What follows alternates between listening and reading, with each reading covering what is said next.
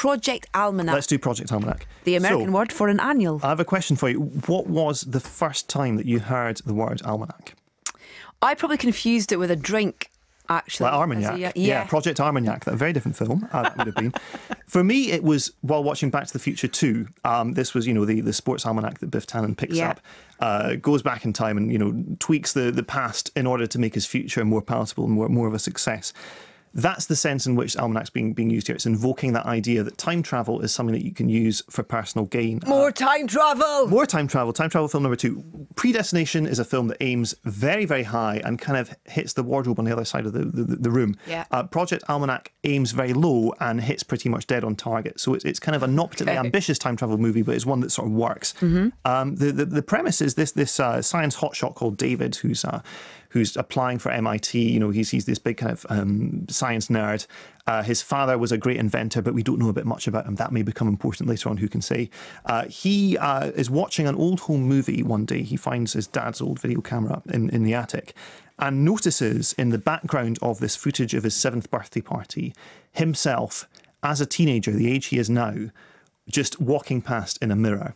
And the film, basically from that point on, tries to justify that incredible paradox. And here's a clip of him talking about the footage. There's this footage of me at my 7th birthday. I mean, I was at my 7th birthday. We were all at your 7th birthday. No, I know. Here, you don't understand. Just watch this. I still think it's just a glitch in the camera. Look. Oh! All right, so right. Wow. Right as this lady Oh my walks God, by. I remember that. No. Right as this lady walks by. Look in the mirror. Right there. Did you guys just see that? Dude, I You was guys see so that? freaking cute. Please. Dude, I was cute. Adam fell off that freaking bike, and it was the funniest thing I'd ever seen. Do I exist in the world? Are you guys even seeing me right now? Please, look at this. Dude, you're crazy. Chris. Go, play it. I'm ready. Birthday, happy birthday! Right there. In the mirror. Look in the mirror.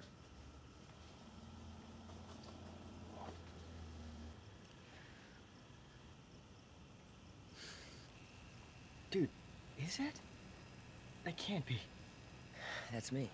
How many times do they say dude in 50 seconds? Hey, dude, I was like, I remember that. You remember your 7th birthday. Come on. You can just listen if you think that's far-fetched. Okay.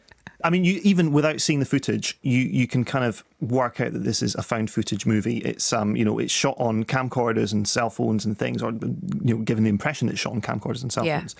And everyone talks over the top of each other, and it reminded me of Chronicle, this kind of superhero film that came out a couple of years ago. Again, the distributor didn't really know. I think that film was Fox. They didn't really know what to do with it. It wasn't big enough for a summer blockbuster, but it was kind of interesting and kind of strange, and they released it, and it did really well. Project Almanac is not as good as Chronicle, but it's kind of trying to play to the same audience, I think. David discovers in his cellar that his father was working on the blueprints for a time machine, and then he and his friends clubbed together to build this time machine with various kind of bits and pieces they pick up at the local hardware shop. They bring it back, they work on this thing at night, car batteries, hydrogen, you just have to go with it, oh, we need more hydrogen for this. Well, of course, they don't explain it, but they go off and steal the hydrogen. And of course, because it's found footage, they film everything, so they film themselves stealing the hydrogen. So you have to buy into this conceit if you're actually going to get on board. I think if you do get on board with the film, it does kind of work. They use time travel once the machine is built to travel back and improve their own lives retrospectively, like Biff Tannen did.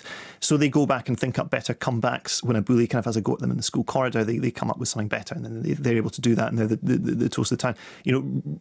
Revise better for tests. They plan ahead and plan ahead. They enter the lottery with a winning ticket. It's not quite so much of a winning ticket as they thought, but so all of these ways in which teenagers would actually use time travel. This is what the film is about.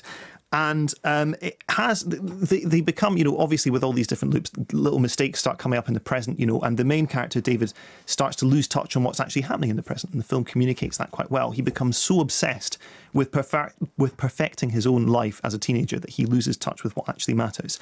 This is a film that was produced by a production company called Platinum Dunes, which was started up by Michael Bay as a way of allowing young filmmakers a chance to have work with a decent-sized budget. It became very disappointingly a kind of a sweatshop for churning out horror remakes, and that was where it got stuck for a long time.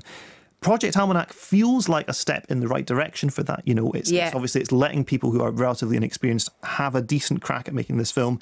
It acknowledges all of its debts to Back to the Future and to Time Cop and to Bill and Ted's Excellent Adventure. All of these are kind of bodacious. You see clips of Bill and Ted in the film, but it's, you know, it's not saying anything particularly profound that we haven't already seen before. Yeah. But I think if you were just to take a gamble on it, you might be pleasantly surprised. Does it take itself too seriously? I wonder. I think towards the end it perhaps slightly does, because of this idea of losing touch with what's actually important and going back, tweaking, micromanaging the past in order to build up this imaginary present that can never actually be done. But I have to say, going into it, found footage, alarm bells, you know, kind of unknown directors. Well, it could be good, it could be bad, but I was relatively pleasantly surprised by it.